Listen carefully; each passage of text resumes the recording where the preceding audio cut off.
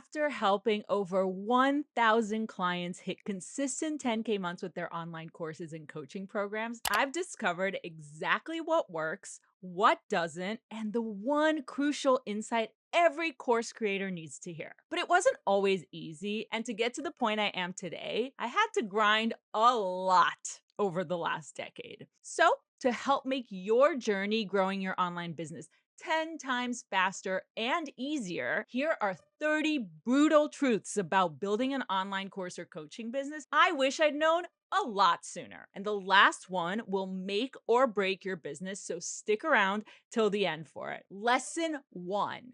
Have you ever noticed how none of your friends and family really seem to understand your desire to create an online business? When I told my parents over a decade ago that I wanted to focus on creating content and building online products, they were like, are you sure that's a good idea? Well, here's the truth. Most people won't understand why you are doing this or how tough it is. They're either going to think you're crazy or they're going to think you're lazy and be like, get a real job. And that's why it's so important to surround yourself with others who share your desire to build this thing. So, lesson number 1 is connect with like minded entrepreneurs and support each other, because when they learn, you'll learn. And this simple hack will keep you motivated and speed up your progress a ton. Lesson 2. So, this is how most people experience online business. They start by creating content because they think they need to build an audience to be able to sell, and then they'll eventually make money. But by the time that they are here, they quit. They quit because they're so burnt out from creating content and seeing no results for years. Because, like, yeah, growing an audience is important, but it takes forever. But what if I told you that you could start here? You can. And lesson number 2 is to build your offer first and then create content around that offer to sell it. You'll start making money from day 1 and you'll sell more because you'll know exactly what type of content to create to attract your clients. Lesson 3. Think of one thing that you do every single day that constantly causes you pain, and yet you just keep doing it anyway. You probably can't think of anything, right? Because why on earth would you keep doing something that keeps hurting you? It's irrational, but that's business. You're going to feel like you're failing more often than you are succeeding. And yeah, it's going to hurt. So, lesson number 3 is when you experience pain or the urge to give up, realize that it's just a sign of growth and progress. And if you push through this and keep going, you will gain a massive advantage because 99% of people quit when it gets tough. Lesson 4. Do you have a hero, like someone who you really admire? I did.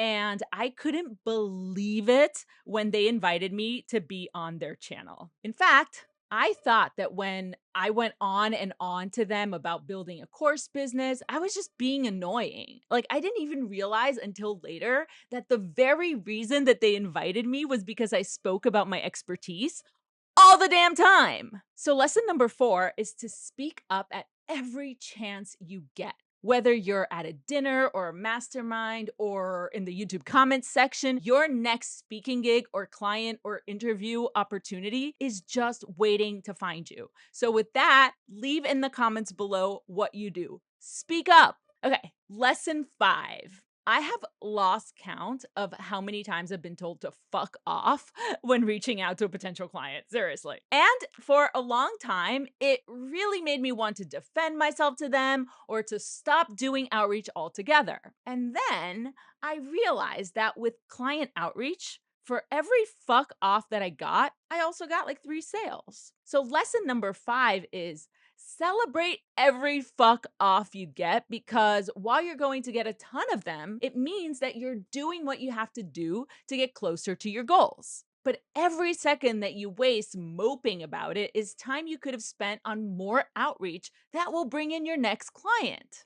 Lesson 6. I had a 7-figure business in Brazil for 4 years when I decided that I wanted to start a second business in the US. This business right here. But it took me another 3 years to actually start it simply because I was telling myself that nobody knew me and who would listen to this Brazilian girl anyway. And when I realized that I was letting my dream slip by because I was just fucking scared, that changed everything. I stopped worrying about what people would think. I stopped checking on my competition all the time, and I got down to action. And this was the result. Yeah, even though I had zero audience. So, lesson number 6 is if you're scared, do it anyway. Courage isn't the absence of fear, it's following through despite the fear. And when you simply begin taking action, the fear dissipates and your confidence grows. I promise I have been there. I know that business is scary, but you can do this, okay? Lesson number 7. How many times have you seen gurus talk about hacks to go viral or tricks to grow your audience? The truth is, all of that is a waste of time. Online business, like any other business, is about relationships, and you don't need a single follower to make $10,000 a month, not even one. So, the lesson here is focus on selling, not on growing your audience, because your community will grow naturally. Lesson 8.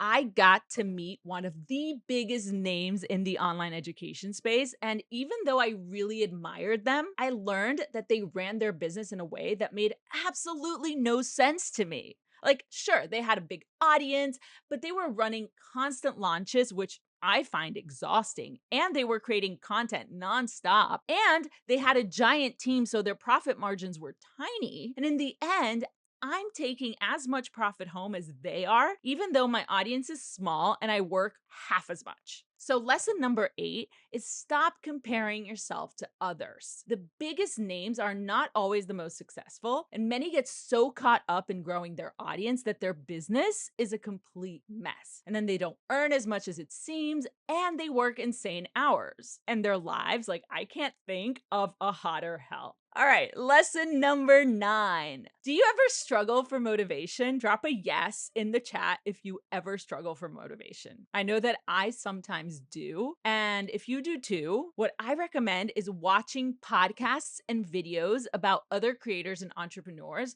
sharing how they had massive success. But make sure that they're outside your niche. That's the big caveat here. Because seeing other people succeed who you don't compare yourself to will really inspire you to take action. Lesson 10 is a big one. Never make the course you want to make and then get upset that nobody bought it. Your business is about your clients. It's about a problem that they have and a solution that they're looking for. So before you create anything, talk to your potential clients and find out what they want to buy. Because if you just assume that your idea is a good idea because you'd buy it, you are setting yourself up to fail. Lesson 11. Are you afraid of YouTube?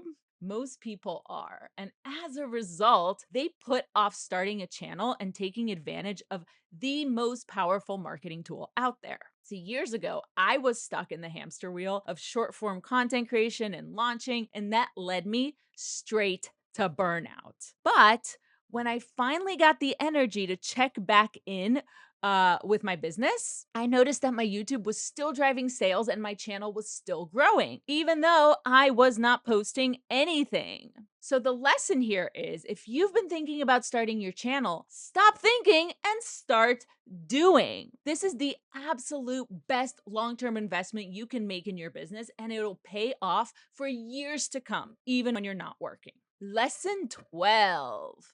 If I gave you the opportunity to take wads and wads of your own cash and burn it right up, would you take it? Of course not. That would be stupid, right? And yet, thousands of online entrepreneurs do just that every day, thinking that it'll get them clients. But it rarely does. That's because if you're not crystal clear on who your ideal client is, and if you haven't nailed the messaging that feels magnetic to them, and if you don't know their exact buying triggers for your offer, then buying ads is like burning cash. So the lesson here is leave ads for when you're scaling a validated offer that already gets plenty of organic traffic. Lesson 13. You might have heard people say that to grow a business, you need to copy what works. And they're right. You kind of do. The best path to success is to follow processes that have worked for others to a T. That's why working with a business mentor or coach who has achieved what you want to achieve is the fastest and the cheapest way to reach your goals. Because when you do it yourself, you end up wasting a ton of time and money. The thing is, a lot of people mistake following a proven method for just flat out being a copycat. So don't.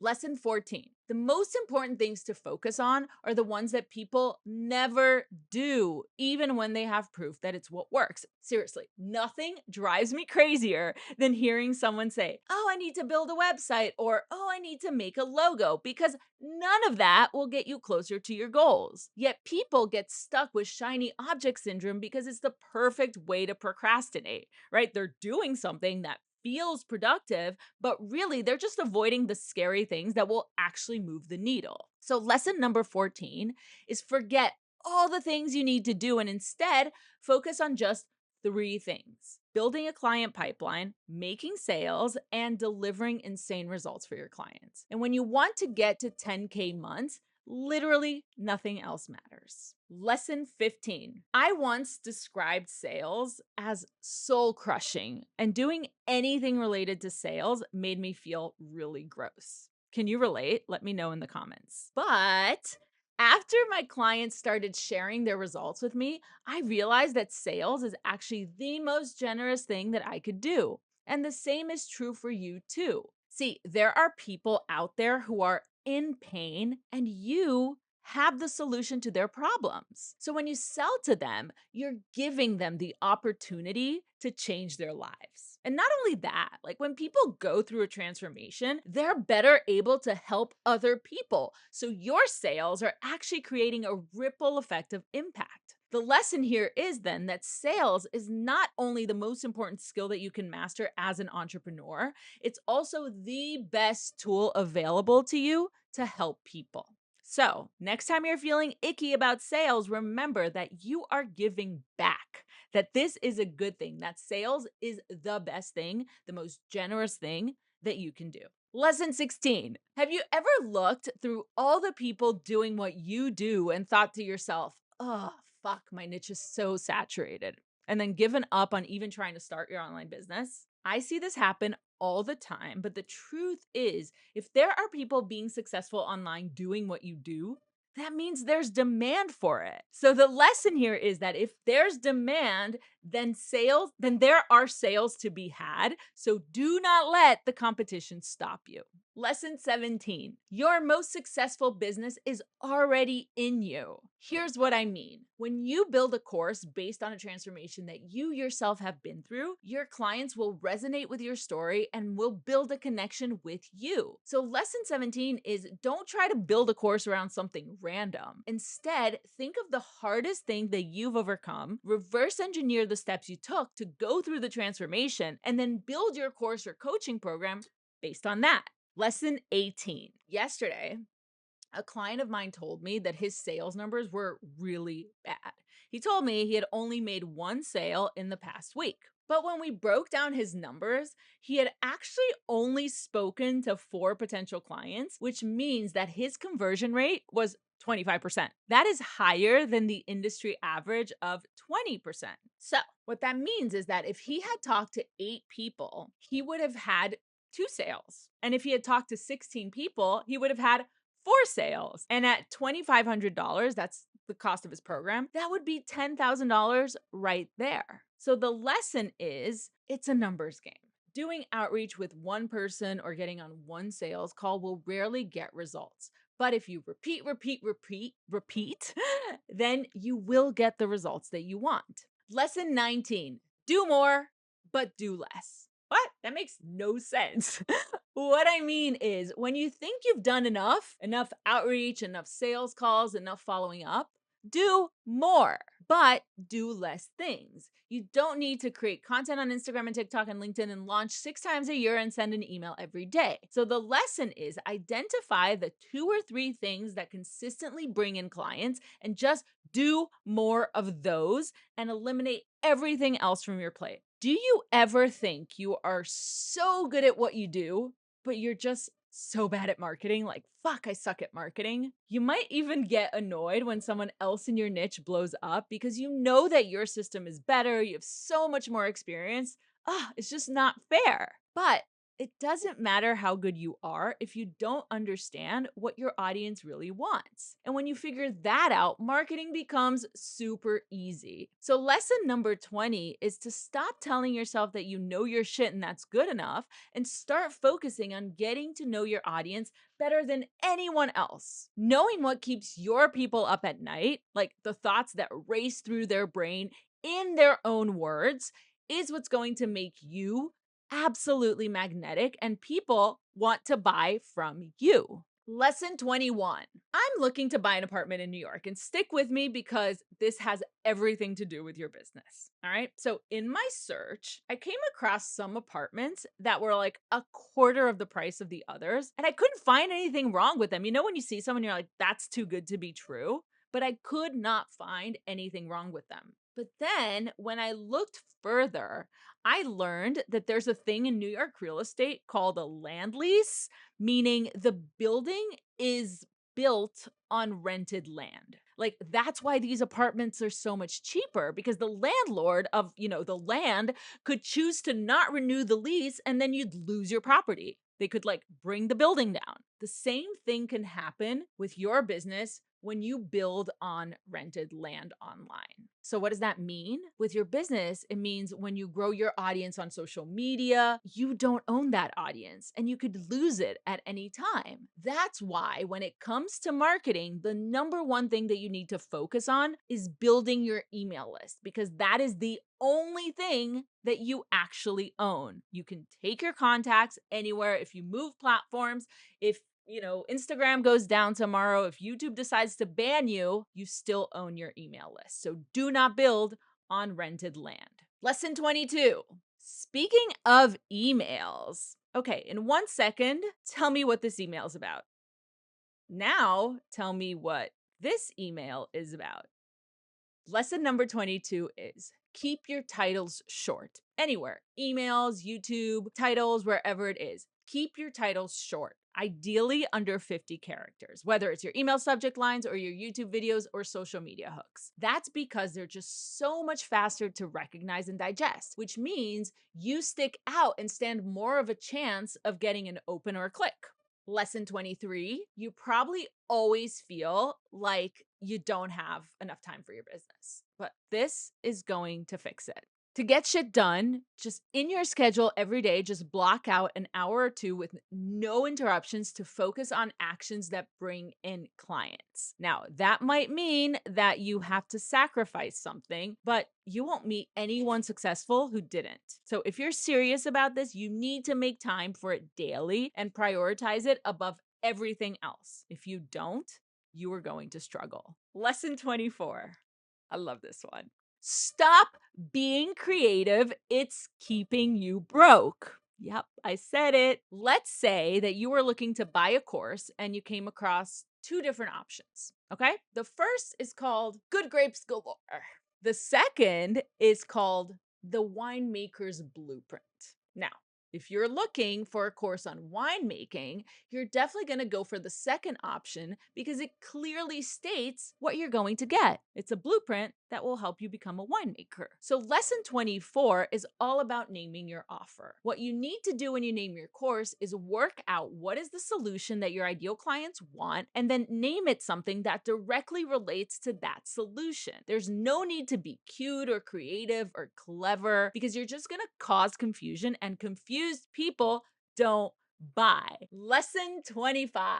Have you ever stopped to consider that the reason your courses, which are packed with an amazing transformation, don't sell is because you make your potential clients feel insecure? I have worked with thousands of coaches and course creators at this point, and this problem is way more common than you'd expect because The second a client comes into contact with you, either through a video or a call, they judge you. And if you lack confidence, it hits your credibility and then they will never buy from you. So, lesson 25 is always, no matter how good you are at your expertise, play yourself up. Show off the results that you've gotten for yourself and your clients. Leverage your wins and do it all with unwavering confidence. Lesson 26. Are you too friendly with your potential clients or viewers? Most people forget that 99.9% of them have never heard of you. They don't trust you and they don't have any idea if you're credible or trustworthy. And the mistake that you make is talking to them like they're friends instead of strangers. This is why lesson number 26 is to always assume the audience has no idea who you are